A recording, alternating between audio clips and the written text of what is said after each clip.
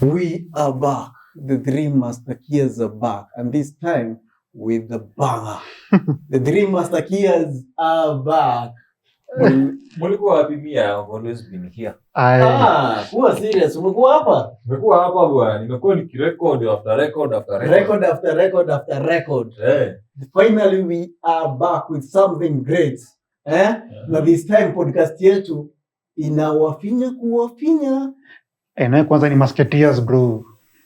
Abu wajisema ni Musketeer nani? Musketeer, the Three Musketeers. Nilikuwa najaribu kukwambia mzee yani. So tuanze na introduction. Hebu mesha kichapia introduction yako moto. Kwanza manze, this is your favorite artist anajiita Juma Meshack. Hapo IG manze, sisi sasa kuambia kwamba just follow me manze hapo Juma 8802 if you want art. Mzee mzito anaitwa the Tony Watts. Mimi naitwa Anthony Mutugi, the only one of a kind, the son of the soil. Kijana anajewa na Tony Spod. Wata Tony Spod pale YouTube, TikTok Mutugi Anthony, Mutugi Anthony Instagram, Mutugi Anthony kwa Twitter, kwa X, kama Facebook pia Mutugi Anthony. Bas. Huyu ni Dagi Nyaga, ule aliwaimbia Rada ni Yesu. Bro, kwa ngoma. Mjejo niko na ngoma. Kijana. Haikuwa. Unaweza kosa aje kujua niko na ngoma bana. Aje bro. Rada ni Yesu. Labda kutuchapia sio leo bana. Lazima niwachapie leo. Tena niwachapie next time bana. Hii ni ya kulipiwa bana. Hii ngoma nikianza kuimba lazima audience watoe kitu bana. Lakini mnaweza nipata pale YouTube, mnaweza search Rada ni Yesu by Dagi Nyaga. Yes. Kuna ingine pia ule mjamaa mkisi anaitwa aje? Mgani huyo mkisi? Ule anasemanga Yesu ni nyandue. Huyo jamaa. Nimesema mpoteza network bana. Acha na jamaa bana. Lakini ndio siku hizi kwani mapasta wamekuwa aje? Mapasta banze. Hebu imagine huyo pasta wa Yesu ni nyandue. Kuna pasta Ganga. Pasta Ganga bana, juzi nimeona kicharaza kizungu bana. Mbaya sana, alikuwa anaongea kizungu ndio apewe gari na wazungu. Hataki kule pasta nyingine. Zia anasema anapelekanga zile gari kubwa. Sasa ya peleki gari dogo. Unajua sijui unaongelea gari gani? Unaongelea ile gari inakuwa nyuma hivi ama gari gani? Alikuwa anaongea kizungu, apeleke gari gani? Mimi nilikuwa naongelea ile ya miguu 4. Lakini unajua sasa pia hata ile ya miguu 2 kuna vile unaweza itransform ikuwe kwa miguu 4. Kijana, yeye na 18 manze. Kijana. Unaweza itransform iende. Bana pasta. Alafu hata umeongelea hivyo kanikumbusha pasta Kanyare bana. Anawadhijiwa pale picha. Anawadhijiwa mbaya sana. By the way, issue ya mapastas wa Kenya, shida ilikuwa nini? Kenya mimi nashuku Kenya as in like we don't take as in most of the people they call themselves wanajita Christians. They're not really Christians. They're just people going to church. Unaona? That's an identity.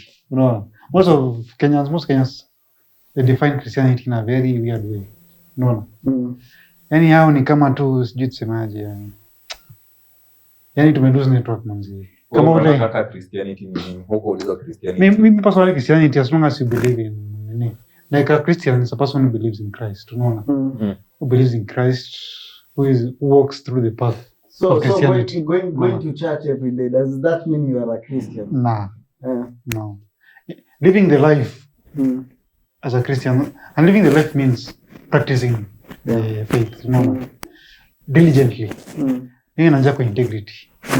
Ukiangalia watu wanasema ati Christian nini penye msema mpaka anaomba kwa kamera. Unaona watu wanaomba simu unawajua. Mtu anaomba mpaka analia kwa kamera manzi, lakini if you look what he does, integrity is chini. Kwanza we need in this country, we need integrity. Ni kweli. It's so sad. Tukiwa kwa hiyo issue bado ya church. Hiyo church. Unajua hii period kumekuwa na vitu mob sana zinaendelea kwa country. wa politicians wanatumia church to get to the people. Unaona? For example, watu walikuwa wanaenda kwa makanisa, wanalia makanisa, wanapiga magoti, wanakaa chini waombewe, wakisema tutawatendea hivi tukiingia pale. Alafu wakiingia pale wanageuka wanakuwa nyoka. Bado nikumbusha nani? Kuna this guy nani Traore or general. The most loved president in Africa. That guy, the Sheikh the Dubai, the Prince of UAE. Sheikh Mohammed. Ali offer 200 mosques in Burkina Faso. Like in Burkina Faso. Do you know what our president said? President alisema manzi, we thank you for the offer, but we need schools and hospitals. Unaona? Wewe imagine kama ingekuwa mtu mwingine hapa hivi, unajua kimbia sana kama mtu angesema ati anataka churches. Angesema lete fund. Unajua hizi kanisa tunafaa tuwe na wadhani tujiulize ni kwa nini kwanza inakuwa ni rahisi sana kupeleka pesa kwa makanisa. Nasikia mtu anasema nimetoa 40 million na hakuna pesa ambayo inafikia shule. Hadi pesa ya mtihani hamna. Surely. Alafu mna afford kutoa hiyo sadaka yote na mnatuambia ati God loves a cheerful giver. Hata kama God ana cheerful giver, tunajua ni pesa inaoshwa. Wanaosha pesa, so unajua uwezi ukikuja waende wakabanki ya pesa waseme hii pesa inatoka kwa sadaka. Hakuna mtu atajudge. Lakini yeye pale ameshaambia ule pasi na kuletea hilo itaingia ikiwa ni offering na sadaka na 10% na nini kickback yangu ni hii.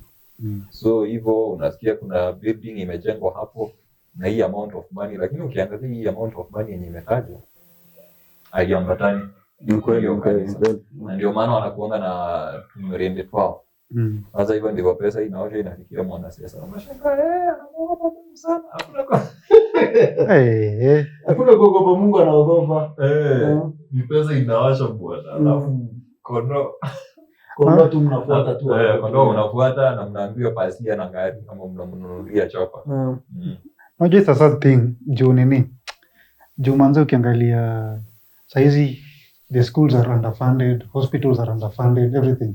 But you see politicians like people in power are just throwing away money in kwa vitu zenye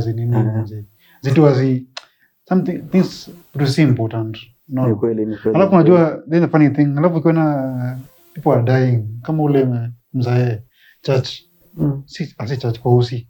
Alilia ati sasa zile hakuwa anataka ambulance kuja lakini gari ya kupeleka mtu wake mochari. Nikakaa ule mwenyewe mpaka nyali mcontact ilipomondi. Bwana wewe kitu bwana ilinikasirisha. It was Kenya ilinikasirisha mbaya sana. Nikifika hapo as a country hata God anashindwa kutusaidia. Hapo inaonyesha how we have gone, we are beyond repair. Lakini tunafaa tuandaline hivi. Si mapasta wote wako hivyo, by the way. Si mapasta wote. Kuna wale wazuri, by the way.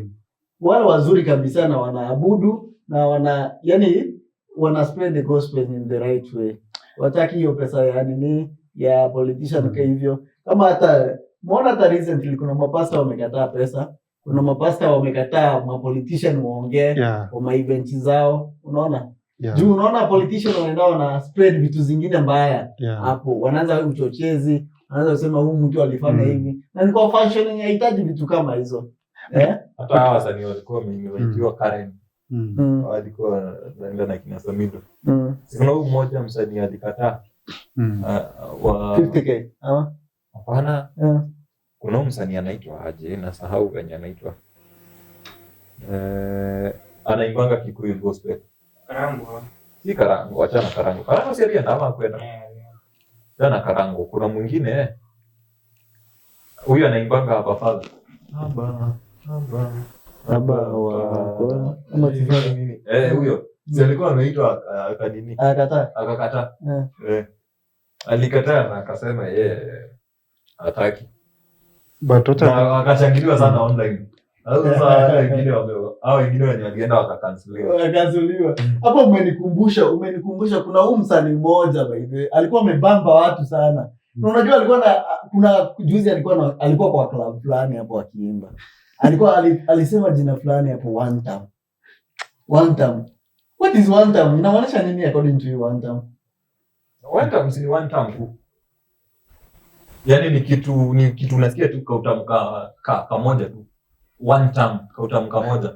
Nasikia tamu sana.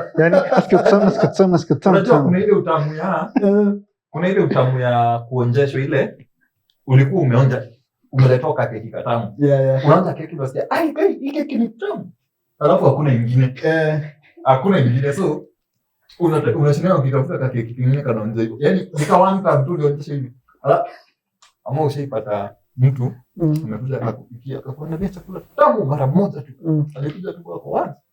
Akakuonyesha chakula tamu akakupikia chakula tamu. Hiyo sana zinaita one time. Alafu akasema hata hii kuja tena. Unashiki na regret na unashiki na kwa experience. Nakumbuka akia. Unajaribu kurewind. Unajaribu kufocus lakini unakumbuka tu wako ka one time ka utamu wako kamoja tu hapo. Hapo ndo tunaita one time. Hiyo ni nitamu one time. Mimi ukiniuliza hiyo ndio one time. Alafu unajua pia kuna watu wenye walienda pia. Unajua alienda Karen, akaenda bado akasema alikuwa sababu alikuwa anaimba huko akishangilia akisema one time. Sasa alipoenda Karen, akaimba akasema two time. Lakini hiyo time hakuwa anaimba, jinga alikuwa anaomba. Alisema two time. Akasema two time inamaanisha aje? Sasa two time ni kumaanisha after one time anataka pia kautamu kingine. Kautamu kingine akuja apikiwe tena kautamu kingine. Lakini sasa ni backfire juu. Kuna mali nyingine pia alikuwa amepewa one time. So akakataa kurudi. Alikuwa amepewa terms and conditions. Sasa akaambiwa kama na terms and conditions ni two time. Lakini sasa kipewa two time kule huwezi pata one time. Sasa ikabidi imeleta shida sana by the way akatolewa tu Nairobi hiyo one time. Lakini huyo jamaa me according to me that guy hata si like kusema hiyo like kutaka hiyo one time haikuwa from his heart mimi naona ilikuwa tu go with the flow na ku get those nini so support from the people. Unasema hakuwa na go the flow, kwani alikuwa anamaanisha nini akisema hiyo one time? One time inamaanisha tu bana unataka tu kionjo tu alafu unataka tu kionjo uone tu bana uone kama anaweza. Unaona sometimes unapanga mtu one time kama anaweza ama hawezi. Ukiona hawezi mzee unachorea ama hiyo crowd watu wenye walikuwa kwa hiyo crowd ni wenye walimaliza university na wana makazi. Ni hao. So walikuwa wanasema tu one time ndio hawana makazi. Hawana kazi. Mimi ni kitu kama hiyo ama mnaonaje? Juu unajua sielewi historia ati one time alafu two time alafu juzi tena nimesikia ati no time. Tena no time inamaanisha aje? Na kuna mid time. Kuna nota. Mimi narudia tu kwa ile yangu ya utamu. Kwa sababu ni tamu. Utamu. Sasa kuna mtu mwingine pia amekuwa akingangania utamu. Aliaje hiyo utamu? Nota unajua ni yule jamaa alinyimwa. Yule jamaa alinyimwa. Bwana kuna kwa kijana kananyimwa tu. Na ameshika kama sana. Amesika bana. Yaani mpaka amekuwa friend zone mzee. Bana friend zone. Kwa friend zone mzee ile David. Hata jamaa ameomba udem. Mara 5. Anamuomba tafadhali kuja kwangu unipikie. Yaani amemuomba hadi mara 5. Mara 5 bana. Alikuwa anaona tu moshi kama livumbi. Kila time anatwanga tu ako hapa top 2. Ndio. Alafu udem bwana naye. Udem bwana anakuanga mfrey hapa. Udem anakuanga mmeru anaitangwa Kenya. Sasa Kenya kuna venye amecheza huyu jamaa for long. Amempromise mara 5. Utamuoa. Kila time Kenya ana make sure akona candidates kama wawili. Kila time huyu jamaa anakuja anajaribu anakataliwa. Huyu dem akiatibrekiwa, Kenya akiatibrekiwa na huyu jamaa previous. Anarudi tena, alafu ndio nitetee. Why can't you defend me and you love me? Jamaa anakuja anamwambia. Alafu the funny thing ni huyu mwenye anakataliwa no time. Huyu anakataliwa. Akishakataliwa hiyo nota ule jamaa aingie hapo, huyu jamaa mwenye anaingiaga hapo anamletaka karibu karibu hapo, sijui kama anamonitor ama sijui anamchezea shere ama nini. Hapana, ni kuconfuse academy. Unajua academy kama Meru kanaitwa Kenya. Sasa academy lazima uka-confuse. So na making sure hakuna huyo dema hizi vitu za watu hapa nje. Sasa unaona akileta huyu the biggest competitor mwenye anaweza ingililia ndoa, amlete hapa make sure pia yeye anakaa kama ana support. Sasa Kinyaka anakuwa confused. Akana namba 1 ama namba 2. So huyu jamaa akimleta hapo ako hapo, si ndio? Ako hapo. Yeye akitoka anaachia mtu mwingine. Wanakula pamoja. Akishaachia mtu mwingine, huyu jamaa bado anataka kunini, kufanya hivi anaongea na ako kwa Meru, lakini bado kwa Meru anamkataa. Huyu mwingine anaingia hapo, tena analete huyu jamaa hapo. Ndio. Kwani huyu jamaa bana msame shida ni huyu jamaa ama ni yako kadem? Shida ni academy. Shida ni yako kadem. Shida ni academy. Academy ukaniuliza mimi naweza kuambia ni yako kadem. Academy kanitoa Kenya. Mimi hakuna wasichana wengine. Mimi hakuna wasichana wengine kwa yako tu.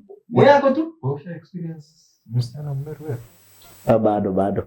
Utaelewa ni kwa nini hakuna mwingine kama huyo. Hebu ni try and experience. Hapo utafuta Kenya kanaitwa Gatwi. Ama Kinya kwanza hata ndio tunatumia kama example. Na nasikia ukiwa hapo bana unakuwa na power mingi bana, unafanya kila kitu ni unataka. Bana. Unaanza hadi ukisikia mtu anataka Mmeru unamwambia endeni mshike huyo, endeni mshike hivyo. Yaani unafanya zero accountability. Bana. Lakini kuna pia ya midterm. Kuna mwingine alishikishiwa kwa barabara. Midterm. Hiyo midterm. Inaitwa midterm. Sasa huyu wa midterm anakuanga akiingililia huyo wa one term. Na kuna machungu. Unajua hapa kuna vita mara 3. Kuna huyu mwenye alionjeshwa akakula mpaka midterm. Kufika midterm akafukuzwa. Akadondoshwa. Sasa anasikia vibaya kwa sababu ya one term. Naye huyu one term ako na maadui wengi. Kuna pia wanota. Lazima pia wanota anakuwa amekasirikiana na nani? Na one term. So inakuwa ngani ni relationship nyingine funny sana. Sasa unaona kama huyu wa midterm na wa one term kuna time walikuwa pamoja. Sasa venye aliona ni kama huyu wa nota huyu wa midterm ako na shida sana, akamdrop ndio akachukua wa nota.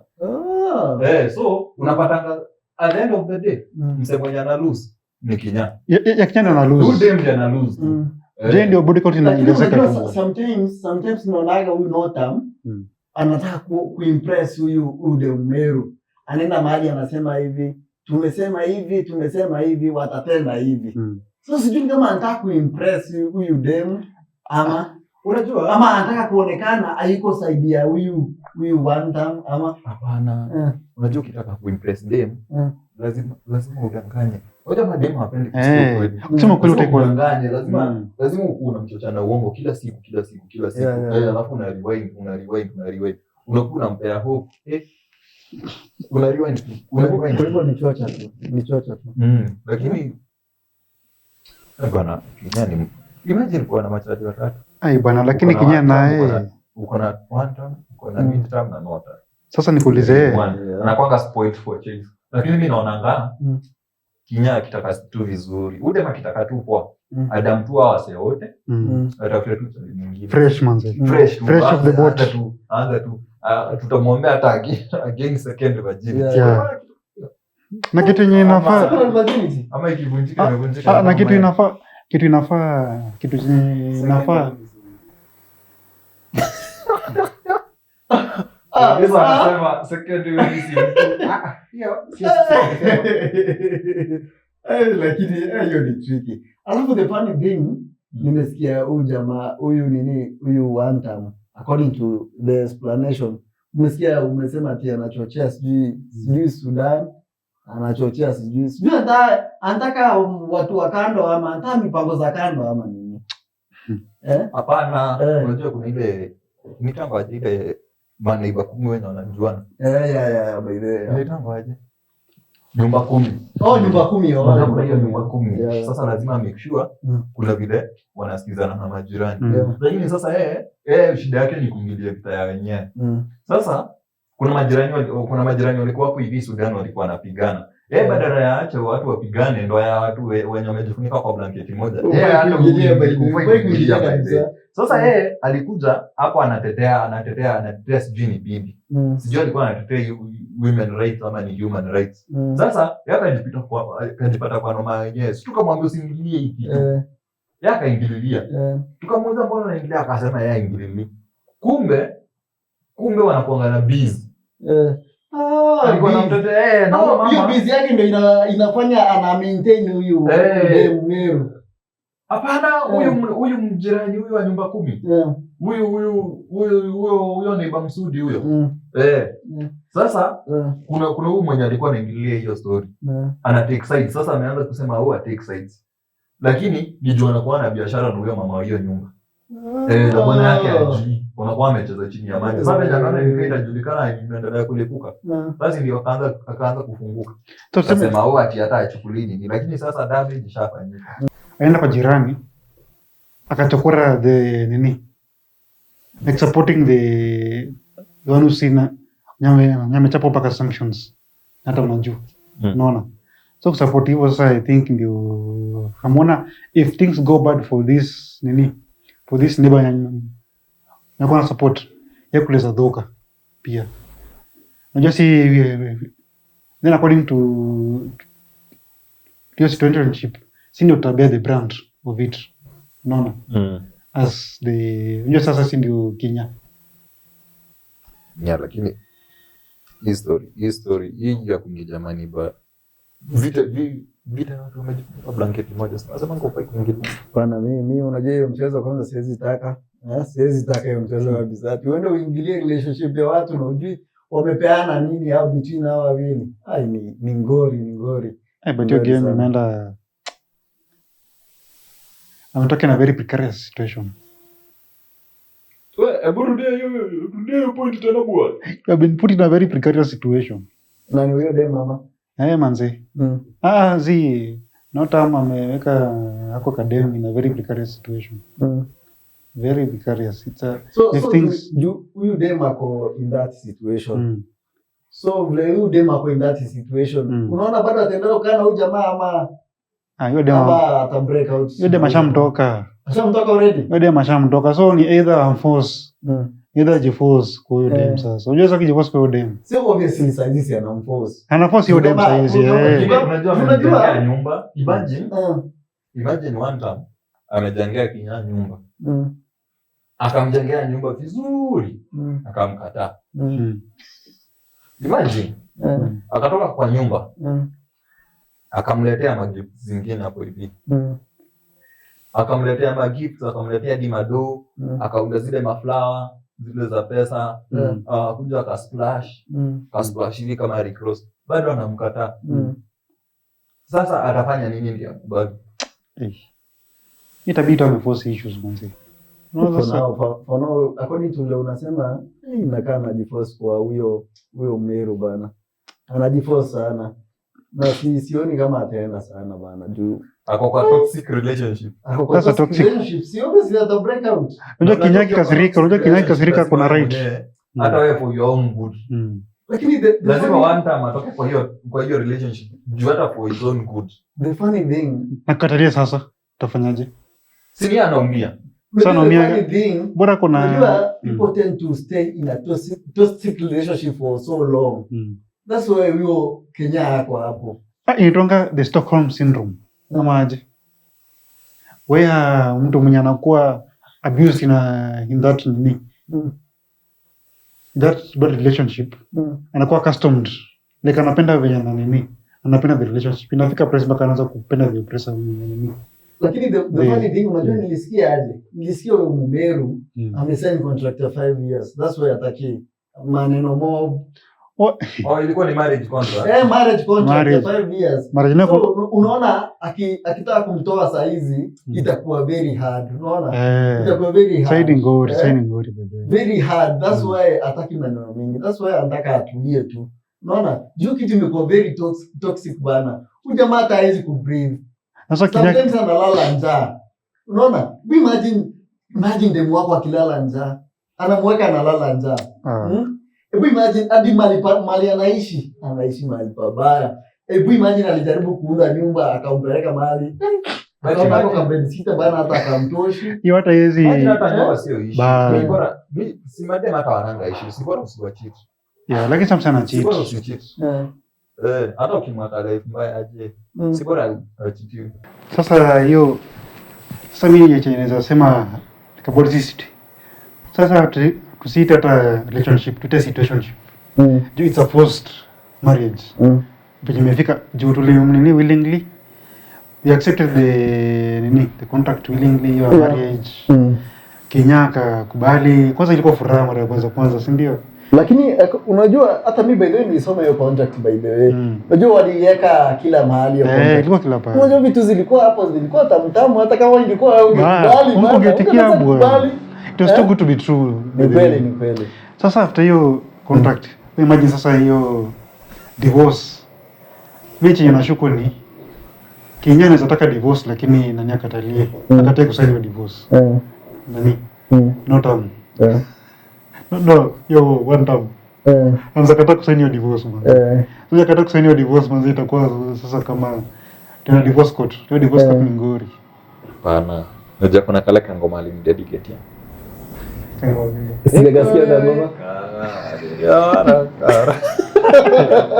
Hebu kaimbe tena nikasikia vizuri. Yaani huyo nini one time aliambia. Sasa shida ni moja. Midterm ako na hasira mingi sana juu ya one term. Na sasa yeye juu alikataliwa na akatolewa katikati. Kabla hata hajaonja vizuri. Sasa ameamua eri one term asipate two term. Na hata kama huyu midterm hatapewa tena. Heri mtu mwingine apate. Lakini one term asipate. Unajua kitu inaogopesha one term sana. Hapo dongori. Hapo ndio ngori iko. That's why naona sasa hadi ako na enemies of progress. Hapana, hata hiyo relationship isimame. Kenya naona contract ya miaka 5 ikiisha, zani unyamata sign. Unyamata sign kweli? Hazi sign. Hata sign kweli? Lakini unajua sasa shida ni hata sign na si sign. Unajua hii relationship ilikuwa imefika toxic.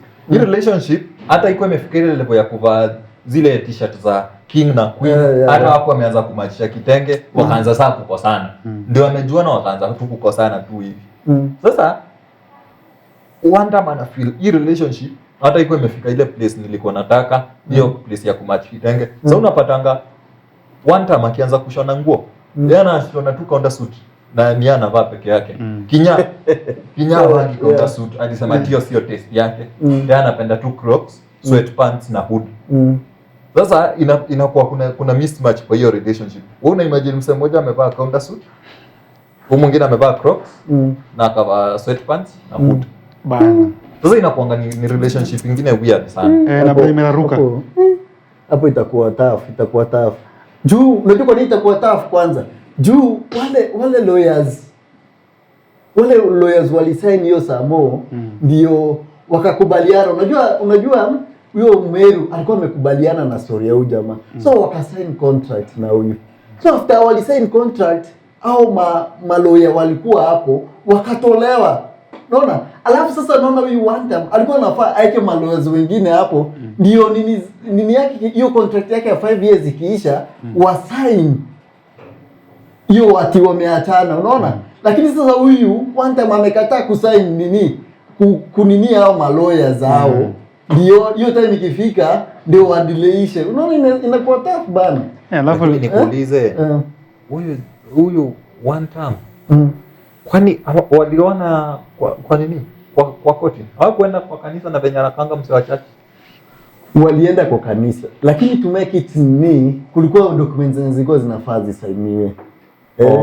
Na hao wase ndio wanasimamia kila kitu. Wakisisi wanasimamia kila kitu. Unaona kama huyu jamaa huyu mumeru wetu alikuwa a choose between wase kadhaa. Unaona?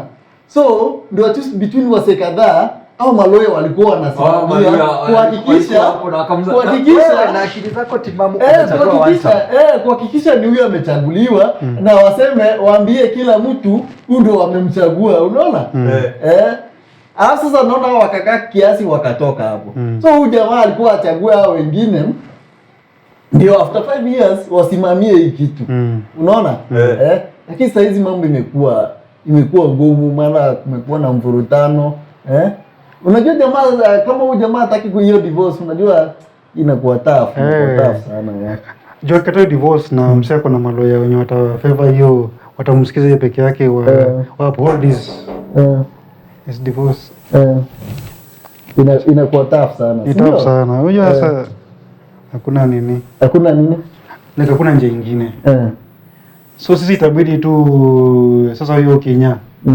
Mara tu njia nyingine ya kubadilisha maneno bana jitoa kwa hiyo relationship bwana. Lakini sisi tutafuatilia. Hii maneno tutafuatilia tujue kutaendaje. Lakini for now acha tu siku nyingine tuongelee story, at least tujue hiyo story inaendaje bana. Tukifuatilia si tutafuatilia, wewe tutakuwa pamoja. Tuko pamoja. Tunaomba tu Mungu atuweke at least tunafuata story. Tujue kama watadivorce ama bado watakuwa pamoja. Unaona? Hii story ni ngori bana. Hii story ni ngori. Lakini tena Meru wetu inafaa janjaruke bwana. Asidanganywe hivyo tu. Asidanganywe tena mara ya pili bwana. Lakini sasa wewe Kinya alidanganywa na Lollipop. Anakubaliana na Lollipop na ni msichana mzima. Ni mrembo, anajijua tu anabebeshwa na boda. Lakini alidanganywa na boda na wheelbarrow. Lakini by the way kama ningesoma vitu zenye zilikuwa kwa hiyo contract bana, hata mimi ningeingia box bana. By the way ningeingia box. Lakini aje nani? Kinya naye anaingiaje box? Yaani huyu ni mtu mwenye umejuanga amekuanga akidanganya mademu mwingine kitambo. Sasa leo nitasema kweli hiyo mara ya pili. Atakwambia kweli hiyo aje. Once akadem ketu manzeka kanijua kaenda kuchezwa. Wacha tufanye hivi. Wewe msee umesikiza history about hiyo dem Meru, hiyo dem anaitwa Kenya. Unaweza comment hapo tuambie hii relationship ita last for how long? Hiyo kifika hiyo contract ya 5 years ikiisha, bado kutakuwa na that issue. Bado huyo jamaa kama saizi huyo Kenya, huyo Meru wetu amemweka terms, sasa hizi anamuita one term. Inamaanisha after hiyo contract expire atakuwa. Unaona? Sasa unajua sorry tutaendelea kuangalia. So according to you, hebu tuambie kama hiyo relationship ita last ama after that contract imeisha bado atakuwa hapo. Hebu tuambie tusikie.